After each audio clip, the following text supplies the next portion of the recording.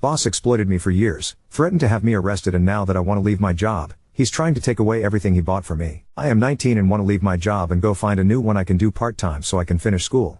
My boss is okay with me leaving, but the problem is that he won't be able to support me anymore if I do, which means I will lose everything I own, and now I don't really know where to turn. I stayed here when I was 16.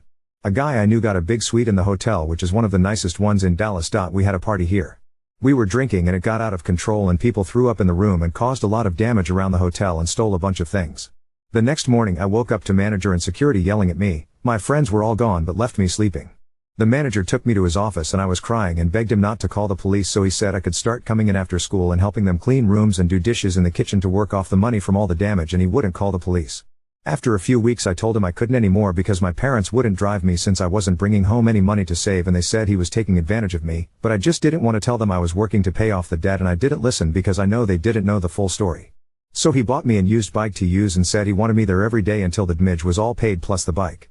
Over the next couple months he got more and more demanding, and every time I asked how much more work I had to do he always just said he'll tell me when I'm finished, and if I don't want to he can just call the police. So I just kept working and doing what he said. He changed my hours to 4 to 12 every night and it was affecting Mount School. He is a nice guy and didn't want my grades to suffer, and I always had to bring him my report cards, but he said do not drop out.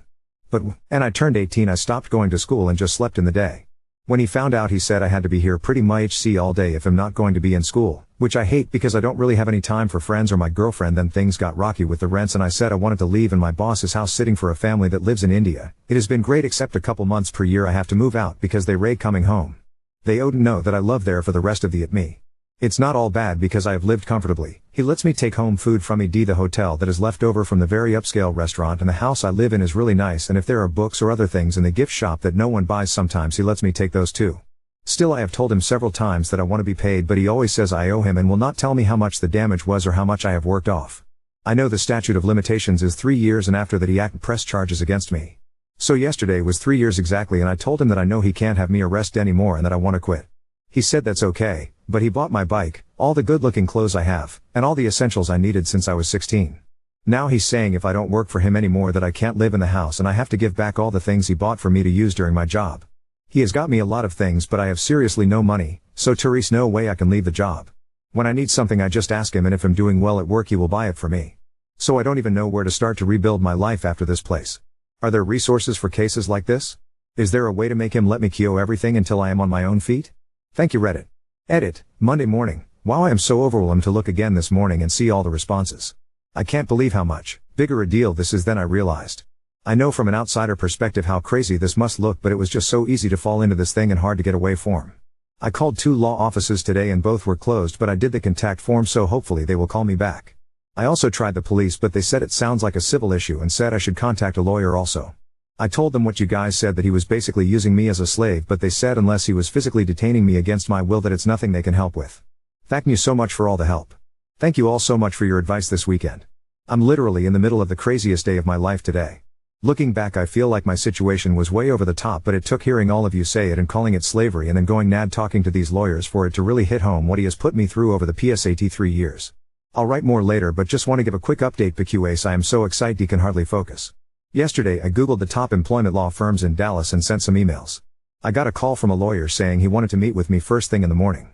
My mind was racing all night and I didn't get to sleep until after 3 a.m. and I needed to leave by 7. I printed out about 50 pages of emails I have with him over the past 3 years. I never delete anything, and also made notes from some of his voicemails.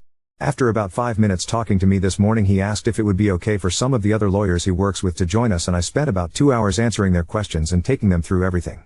The moment this all sank in for me of how big a deal this is was when I saw one of the lawyers tear up a couple times while I was talking. Honestly, it never felt like such a big deal to me before, but now I am seeing it from a whole new light. In the end they said they will 100% take my case and I won't have to pay them anything up front, and they just need a few days to do some research before we meet again and talk about the details, which is going to happen on Friday. Like a bunch of you said, they told me it's a lot more than just a pay issue and that there are a lot of parts they need to explore about lost wages and also criminal charges that he will 100% face, but that they need to talk about the strategy first. They also said since I'm over 18 now that my parents don't need to know anything or be involved in any way. When we were finishing, the main lawyer I was talking to asked what I was doing the rest of the day. I told him I thought I was going to play it cool until we actually sue him and I would go to work after this. I called in sick this morning and said I would be in after lunch. He said, will you excuse us for just a minute, and they went in another office to talk for a few minutes. When they came back out they asked me if I want to stop working at this job and get out from under this guy.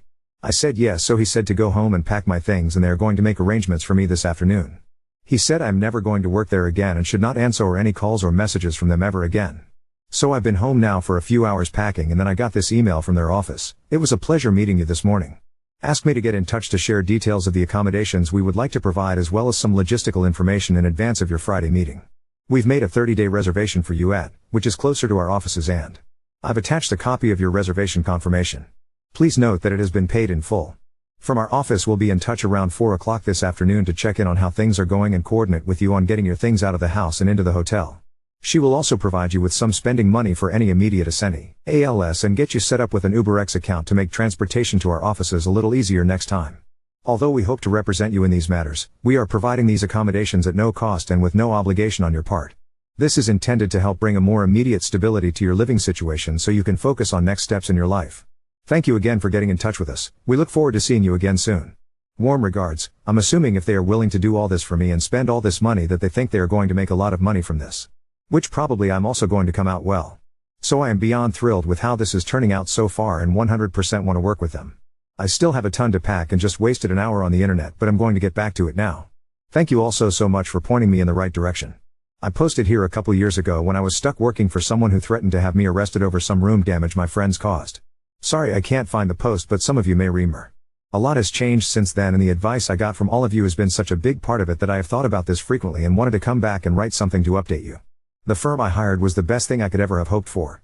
They got me out from under his thumb immediately and helped me get back on my own feet without having to be under my boss or my parents or anyone else.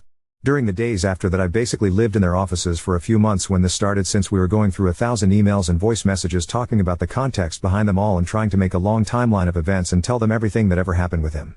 It was so emotionally draining, but their team was very supportive and helped me get through the hard times. When it was all laid out in front of me, the guilt over what I did to my life really took hold. How could I be so stupid? It's so obvious what he was doing, etc. Simple math said that none of this made sense, but I just didn't see it. I think part of it was because of my parents and not wanting to listen to them so much that I decided they had to be wrong when they tried to get me to stop. My lawyers started talking to my boss and his lawyer and the hotel chain's executives and also to the police, and they said there were also some issues that made it possibly a federal crime. None of that registered with me how serious it was. But once that happened and I thought things were going to be okay, he came to the hotel I was staying in. Yes, he actually followed me from my lawyer's office one day, and that's how he found out where I was staying, and came to the door yelling at me about how he gave me everything and did everything for me and that this is going to ruin him and his family, and showing me pictures of his kids who he said would starve without him to put food on the table, telling me I blew this all out of proportion and that my lawyers were going to bankrupt his family and put him in prison for life. They never said anything to me about that and I didn't want his family to suffer so much, but he was also being really mean. He had never yelled at me like this before, and even though he never hurt me in the past, this time I actually was scared. I texted my lawyer to see what I should do and they came immediately with the police and they arrested him immediately and got me a restraining order. A few days later my mom and lawyer came over while I was taking a nap and woke me up and told me he killed himself. I have never felt as bad as I did at that moment. It's a feeling I wouldn't wish on anyone. Just a sick feeling in my stomach and my whole body felt numb and I felt like it was a bad dream I could wake up from, except I couldn't.